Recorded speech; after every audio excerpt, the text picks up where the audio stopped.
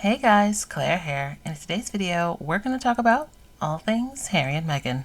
Whenever Charles or Camilla or William or Kate are getting bad press, the UK press inevitably turns their sights towards the British royal family's favorite scapegoats, Harry and Meghan. And that's what we've been seeing playing out for the past few days. Now, of course, we know about that Sunday Times article talking about Charles, painting him in a very awful, but some would say accurate light. And then we also have people talking about just how many vacations William and Kate have gone on just in the first half of 2025. So of course, we'll talk about Harry and Meghan and the Netflix deal. Now, it's always interesting to me to see people just hungrily grab onto anything that comes out of the press as it relates to Harry and Meghan, when no one really knows what's going on. Netflix has said nothing, Harry and Meghan has said nothing, so I don't understand why some people are so quick to take these articles, which is almost always from unnamed sources. Not a source from Netflix, not a source from the Sussexes, just an unnamed source as per usual. There's a bunch of headlines right now circulating about whether or not Harry and Meghan are going to renew their Netflix deal, and it just reinforces for me that the news is just speculation. This is the article that came out this morning, and people saying that the Netflix deal will not be renewed, and the source listed is just a Hollywood insider that's unnamed. Then we get this article from Page 6, which is saying that the Netflix deal is done, but there will be more projects coming. This article doesn't have any name sources, and none of the sources really are given any context, but honestly, because of the amount of information, this one feels slightly more credible to me, but again, speculation. I feel like there is so much speculation around famous people in general, but it's really heightened when it comes to like royals. There's so many like royal commentators and royal experts, and I don't know, I'm just like not inclined to believe very many of them. I feel like the word expert has really lost its meaning. But the reality is that if there's something to be said, Harry and Meghan will say it, their team will comment, like someone will say something. And don't get me wrong, like I recognize that I'm literally making a video about it. But what really bothers me about it is anytime anyone says anything, it leads to articles like this.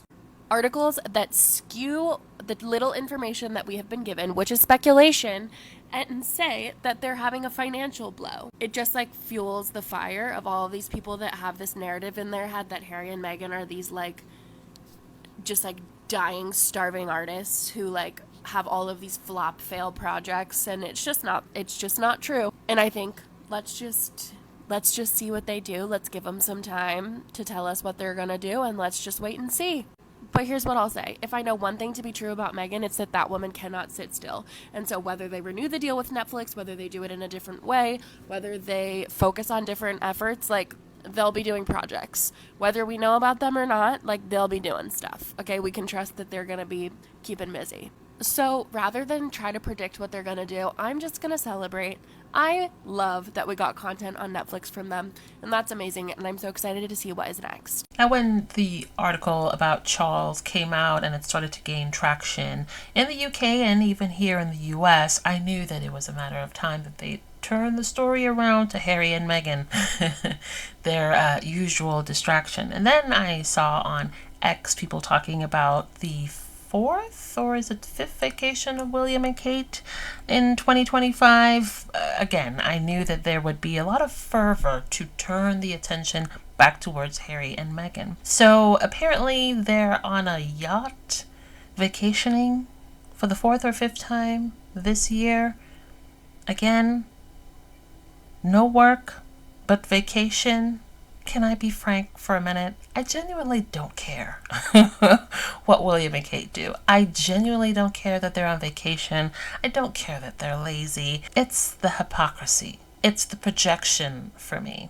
So as long as I'm talking about Harry and Meghan, this is why I'll always bring up instances when it comes to Charles and Camilla, or when it comes to William and Kate, the instances of the double standards, the hypocrisy, the projection. Because if we don't talk about it, a lot of people won't. And I just don't think that that's fair. An absolutely tiny headline covering up a massive story, because Kate and William are on holiday again with the children, apparently off the coast of Kefalonia on a massive private yacht. And there's so many dimensions to this story, but let's start with the obvious one. Is this the 6th, 7th, 8th or 9th holiday they've had this year? I make it the 8th. It's not even August. They've got a pretty good lifestyle, haven't they? But also the absolute hypocrisy from William with his Earthshot prize. It's just incredible. Private jet down there, private luxury yacht. One of these beasts actually emits 80,000 times more carbon than an average person would emit in their lifetime. 80,000 times more. The hypocrisy is just off the scale. I think the third thing and the final thing is, none of the UK media have covered this at all. They obviously all know about it, but there's been absolutely no UK press coverage. What does that tell you? The press are in the pocket of Buckingham Palace and Kensington Palace. The press set the tone and set the beliefs, set the story, set the theme of what people are expected to believe about Kate and William. And by deliberately ignoring newsworthy items, the press are complicit in misdirection. I've often wondered, like if Harry and Meghan left, in an alternate universe, Prince Harry did not sue any of the press, the British tabloids. If he had just left with Meghan, yes, they would attack them because that's what they always do. But do you think that they would turn such a blind eye to the antics of William and Kate and Charles and Camilla? I don't know. I wonder if they would. And that's not to say that I think that Harry shouldn't. I feel like someone should have the cojones to stand up to the British press or the British establishment. But I wonder if the press would have turned such a blind eye towards William and Kate and their lack of work and the vacationing and all of the other sort of like shady things that Kensington Palace is up to. I wonder. What do you think? Let me know in the comments below. Now, in the last video, we quickly touched on that article stating that Princess Anne is a bit frustrated with William because he's not doing the bread and butter engagements. There is something so delicious about Princess Anne telling Prince William that he needs to work more while he is on a luxury vacation in Greece. The amount of work that these two don't do is simply staggering, especially when you consider that they are taxpayer funded. Now, you're not going to hear about any of that in the British media because they're too busy trying to sort through the private finances of Harry and Meghan, who are no longer taxpayer funded. The only time they will report on it is when another member of the family says something shady. So when Princess Anne says something, or when King Charles himself says something, then the media will report on it. But until then, they're only going to talk about Harry and Meghan because that's where they get their clicks and their money. And that must be why William is pleased to learn that the Windsors are irrelevant to charities. Because what that means is that he doesn't have to do much work if they don't bring in any money anyway. Now, super sleuths on the internet have gone above and beyond to chronicle the vacations that William and Kate have been on so far this year. I could never be a celebrity or a public figure because the way that every move is dissected and blasted out there is insane. So there was a secret ski trip in January, Caribbean vacation in February. There's a ski trip in April, the first one where we got all the photos of them skiing. And then there was a second, quieter ski trip in April. And now they're on a yacht. So, like I said before, it's all about chronicling the inconsistencies and double standards. Not another one? Oh, for God's sake, I can't stand this. Since the release of Meghan's rosé and Prince Harry's trip to Angola, we haven't seen much of them, and quite frankly, it's really not that long ago. But with the news cycle and the way it is, it just sort of feels like the space of time is so much further apart than it is. Now, when we don't see Harry and Meghan, we know that they're enjoying time with their kiddos, but also that they're working on new projects. and for Meghan, new products.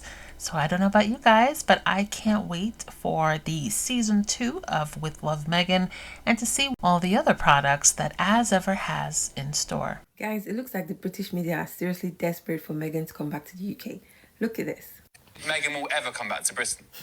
I just don't think she has any desire to. She No. doesn't even want to stand on that Buckingham Palace balcony What's ever the big again. deal I about don't your think, you know, balcony? even though it would be the most incredible publicity for her books and her TV deals and her cookery show. Really? Pray tell, when did they start caring about her publicity and how great her publicity should be? When did she complain to this carnival of Reuters that she needed publicity from them and to stand on the balcony to do it? If Meghan was to stand on the balcony for publicity, them and the Ranger royal fans would be the first to say, oh look, see, we said it. She needs the royal title to get popular. She needs it to get work. She needs it to make money, blah, blah, blah. So damned if she does, damned if she doesn't. No, she doesn't need to stand on any balcony for any publicity whatsoever. She has great publicity as it is. It's working for her. You guys are also giving her great PR, constantly talking about her every single day since 2020 that she and Harry left. You're doing a great job at giving her publicity. So why does she need to stand on some balcony just for some publicity? She's not complaining about her publicity. Why are you complaining on her behalf? Did she say there was anything wrong with publicity she's getting? No. Thank you very much for your concern. Not needed. Bye.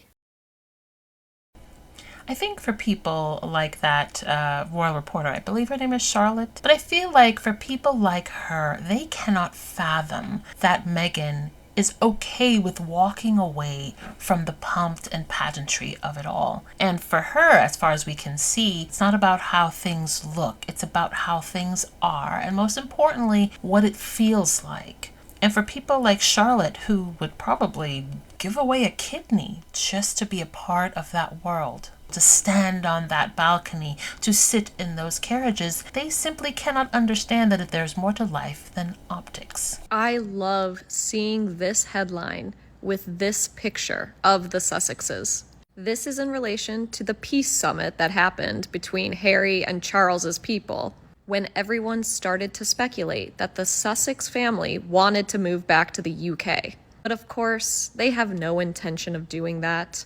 All Harry wants is a relationship with his father. This image might have been the last time that the royal rota was able to have unfettered access to them. And I just love the way that she is wearing that coat and the way she is holding herself. She looks like she will never look back because there is nothing there for her anymore. And when there are headlines like this coming close after the peace summit, we know that what they're really saying is that Meghan is rubbing salt into William's wound every single day. That they talk about her and not about him or her. The media will never let us forget about the Sussex family, which drives them insane with jealousy and comparisons. And then they have to confront their own mediocrity. Well, well, well. It turns out that the problem was never Harry and Meghan, it was the palace. Tell us something we do not know. Well, for 5 years, the palace tried to brand Harry and Meghan as the rebels, as the villains. They were disloyal, they were divisive, they were difficult, but let's line it up. Meghan was shamed for working, for writing 5 a.m. emails that she didn't expect anyone to read at that time. The king has been profiting off titles for years. Meghan faced bullying accusations, unfounded bullying accusations, and in fact, they were so unfounded, the palace refused to release the report it commissioned from an outside law firm. Charles is now facing confirmed staff exits and emotional distress. Meghan was denied support. Her father-in-law spent £1.2 million fixing garden walls. The whole time, it wasn't Harry and Meghan that was the problem. It was the palace that was the problem. It was the system that couldn't handle a couple of boundaries. They were the problem. Turns out the spare was the truth teller and the palace couldn't stomach it. So was it about preserving royal duty or preserving an illusion? What do you think? Exactly. An illusion. Optics. That's what really mattered. And narrative shifting. Remember this 2019 article from The Telegraph that stated that the Sussexes were urged to slow down after working through maternity leave. And in 2025, we're having them still trying to twist the narrative to say, well, Meghan, she really didn't want to do the work. At one end, we have the articles stating that she was working throughout maternity leave, that she had those binders, the folder that they would make fun of, that she would send the early morning emails, and urged by who to slow down. Remember, Prince Harry told us later on that Charles and William in particular were very upset with Harry and Meghan doing certain things because one, it swallowed up all the oxygen, and you know they're obsessed with popularity, so that's a strike right there. Also, them working hard, them doing work that is substantial and not just for show, made them look bad. And them working throughout her maternity leave made them look lazy, which, I mean, they are. King Charles faces backlash after 11 of his 12 gardeners quit over low wages. What a surprise! A billionaire is a billionaire because he pays low wages. Is anyone surprised over this? I wish we'd stop putting people like the royal family on a pedestal and keep telling us, oh, it's only £1.50 a day. Well, you know, if everyone spent that same £1.50, maybe the health service would be better. Maybe the doctors and nurses will get more money. But no, it's to keep these guys with their God knows how many palaces and castles that they own in the life that they're accustomed to. They've inherited so much wealth over the years because they don't pay inheritance tax. Their rules are different for them, just like any billionaire. And yet we still think that they're worth it. No, they're not worth. They don't care about you. Obviously they don't. They're paying you minimum wage to work for them. A billionaire paying minimum wage. Ugh. So Harry and Meghan have outgrown the United Kingdom, and the United Kingdom is having a difficult time with that. And we see it play out in their never coming back. They've outgrown the UK. Their life is lived in meaning and purpose, and in plenty. There is a reason for Harry to go back to his homeland. His mother is buried there. He has family there. The Spencers are there. Invictus will be hosted there. It is what it is. But Meghan's choice to go is all hers. In the papers today, you're hearing, will Meghan ever come back? And the answer is no, unless to support her husband. Period. Her loyalty is to her husband. It always has been.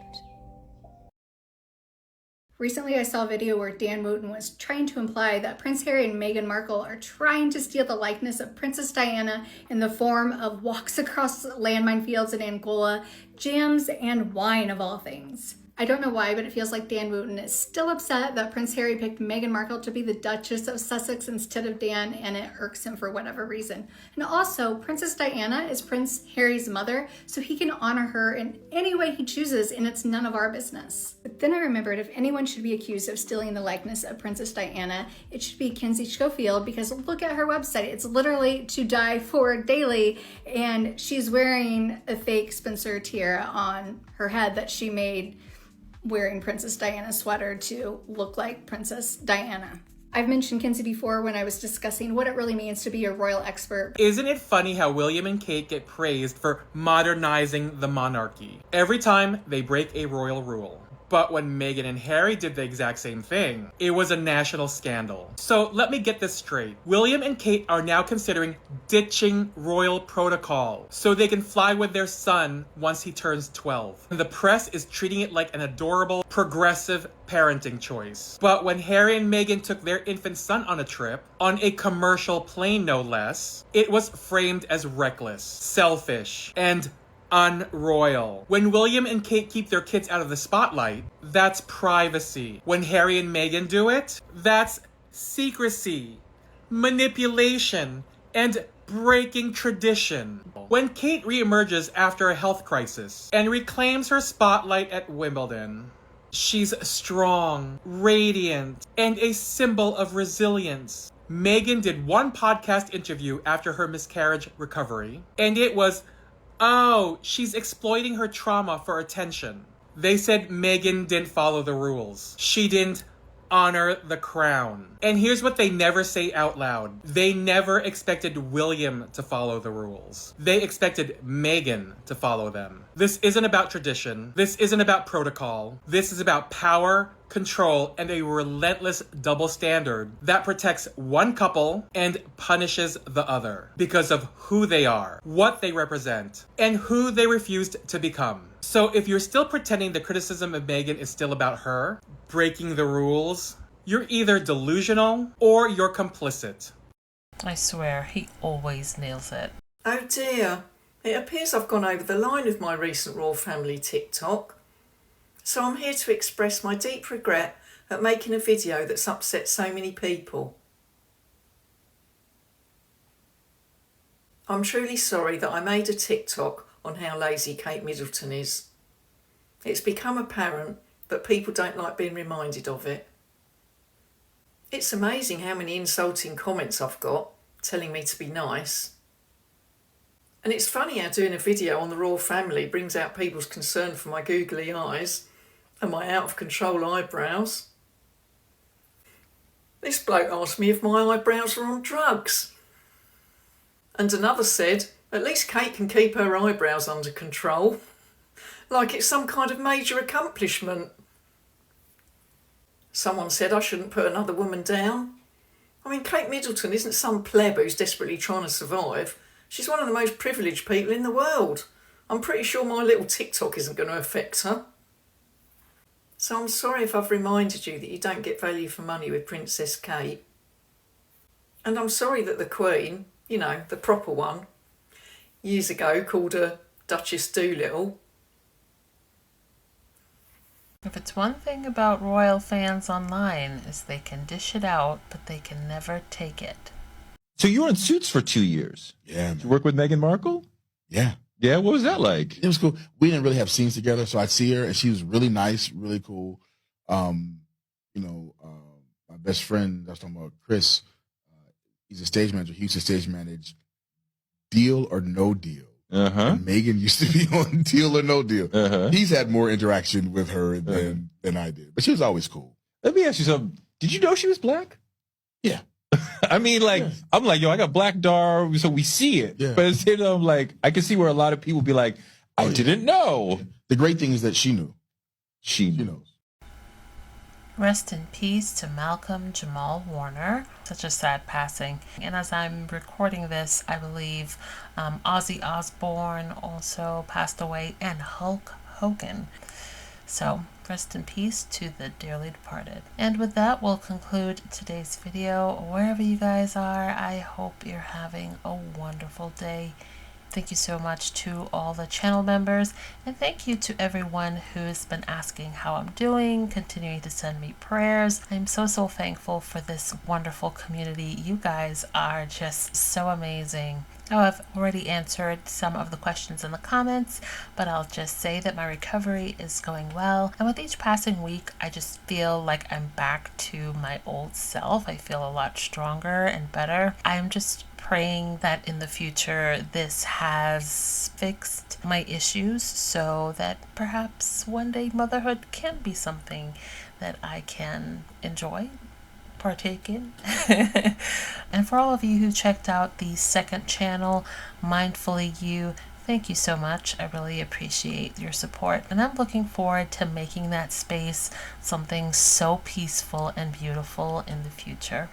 Thanks for watching. Don't forget to like and subscribe. Also, hit that notification bell.